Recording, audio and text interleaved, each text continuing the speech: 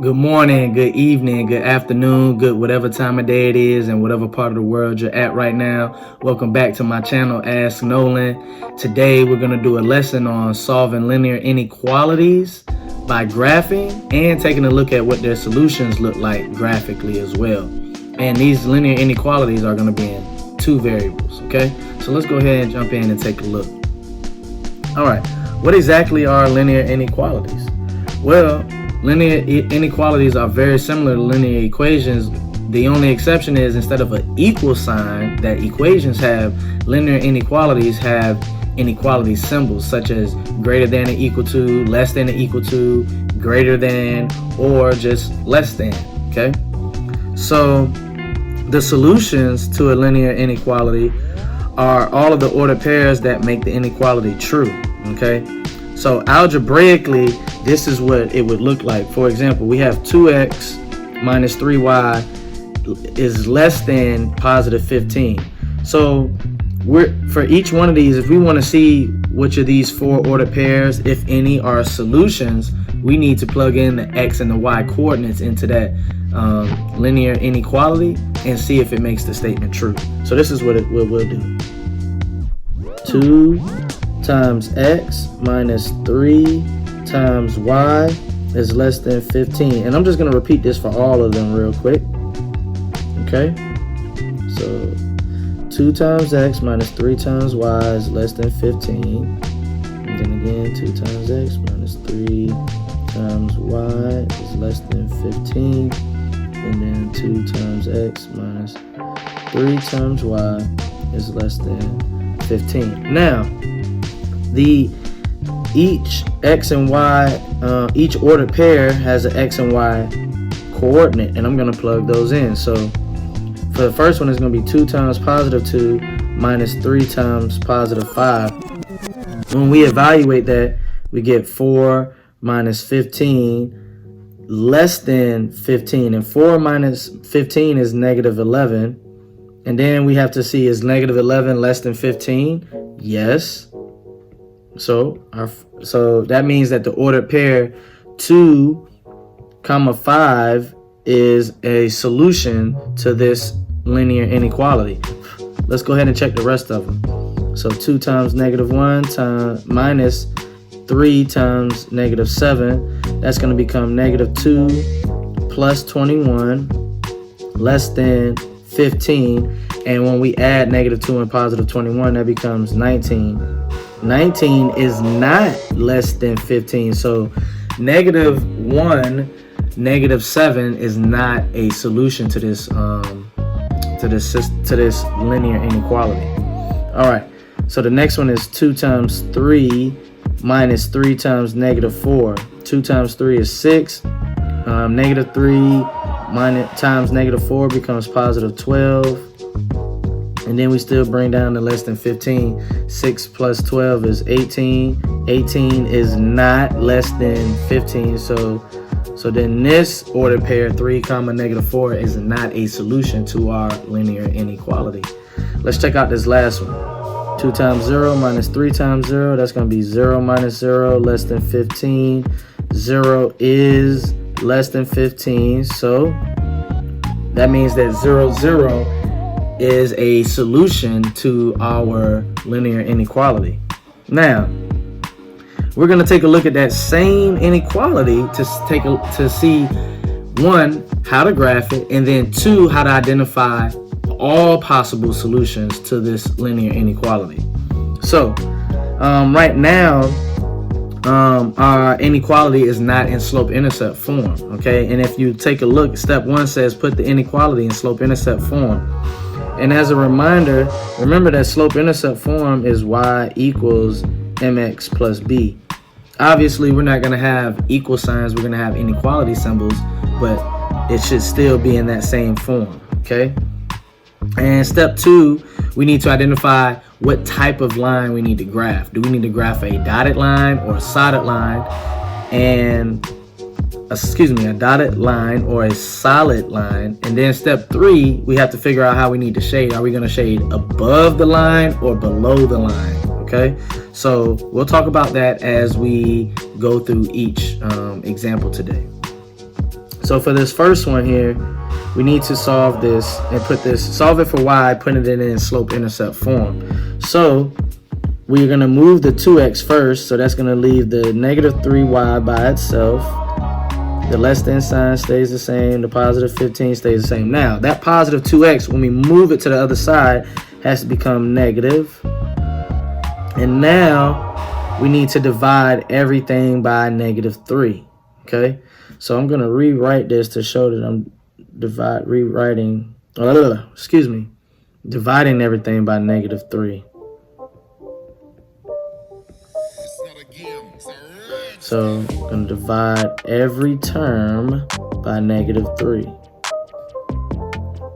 When you're solving inequalities and you divide everything or anything by a negative, the inequality symbol has to reverse. So now, instead of saying less than, the inequality symbol is going to say greater than, because I divided by a negative, all right? And I simplify everything else. That's going to become negative 5, and negative 2 divided by negative 3 is a positive, and that's just going to become 2/3 x. And the last thing I want to do is just go ahead and rewrite it and have the x term first. So y is greater than positive 2/3 x minus 5. Now we can talk about what type of line we're going to have and if we got a shade above or below. But we have to look at our inequality symbol. That tells us everything we need to know. So it says greater than without the line underneath it means that we're going to have a dotted line. Okay. And since it says greater than, if we look at step 3, greater than symbol means that we're going to shade above. So we have a dotted line and we're going to shade above. So first, let's go ahead and plot our y-intercept is negative 5. 1, 2, 3, 4, 5. And then the slope tells us to go up 2 and right 3. So 1, 2, 1, 2, 3. All right, and I'm going to draw a dotted line. So dotted lines, I just draw it like that. There's my dotted line, okay? And we have to shade above the line. So above will be on the top. So above is over here. So any points in the shaded region qualify as solutions. So anything in the shaded region is a solution. Okay, if it's not in the shaded region, then it is not a solution. All right. Let's go ahead and take a look at some of these I have start off. So we're going to take a look at number 2. Now, number 2, it's already in slope-intercept form. So let's take a look at our inequality symbol. We don't have to rewrite anything. This tells us that we're going to have a solid line, and it's solid because it has the equal to symbol. And if we go back up here real quick, if it's solid, it has to be greater than or equal to or less than or equal to. And we have the less than or equal to. Now, because it's less than or equal to, if we look at the shading area, we have to shade below because it is less than or equal to. So it's a solid line and we're going to shade below. All right. Our y-intercept is negative 1. So here's negative 1 on the y-axis. Our slope is negative 2, which means to go down 2 and right 1. So I'm going to go down 2, right 1, down 2, right 1, down 2, right 1. And remember, we always want to do this, follow our patterns. Now that I've gone all the way to the right as much as I can, now I need to go to the left. But in order to go to the left, I have to go up and to the left. Okay? So up 2, left 1, up 2, left 1, up 2, left 1. Just repeat that. And now we're going to draw a solid line. Solid line. And I have to shade below the line. So below the line is down here.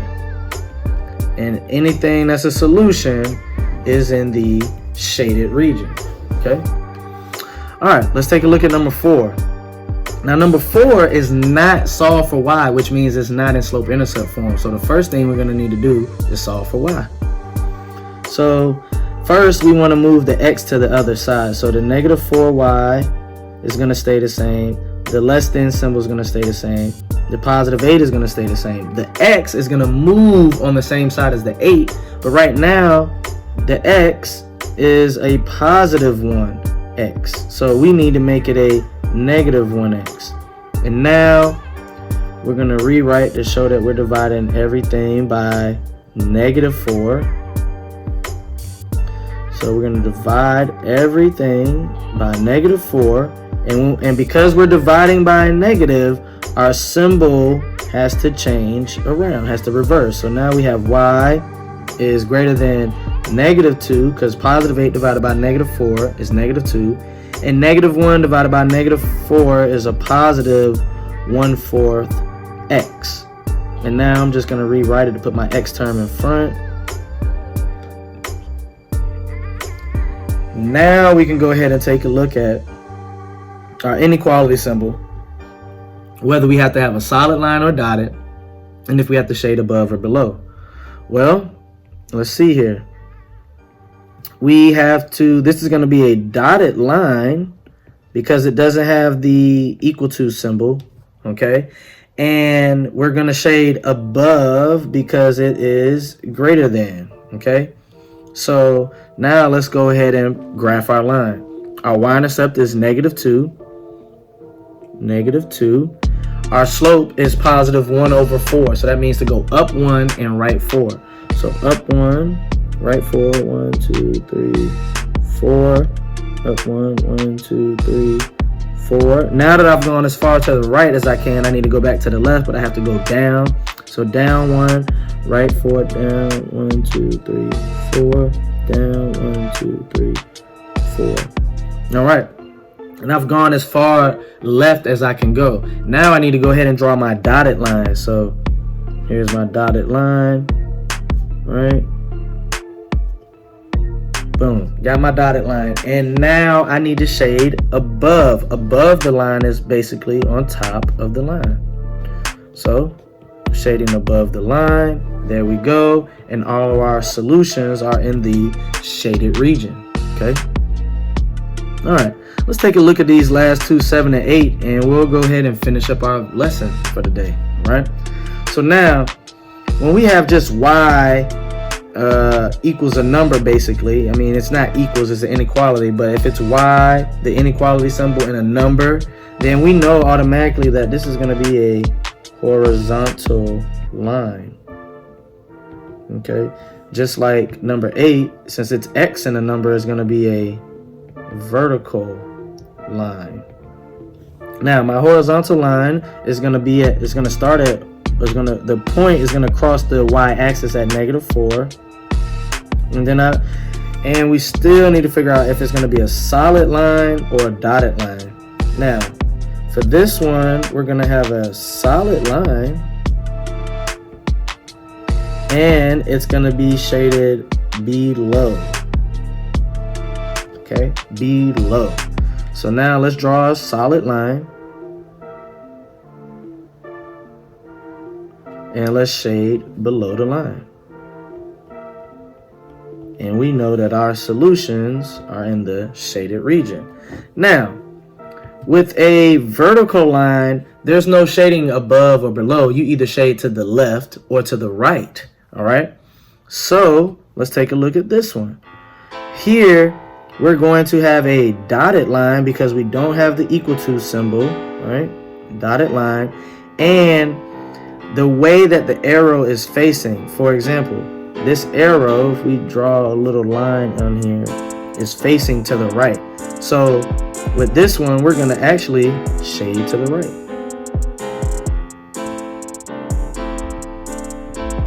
Okay, so let me show you what I mean with all of that.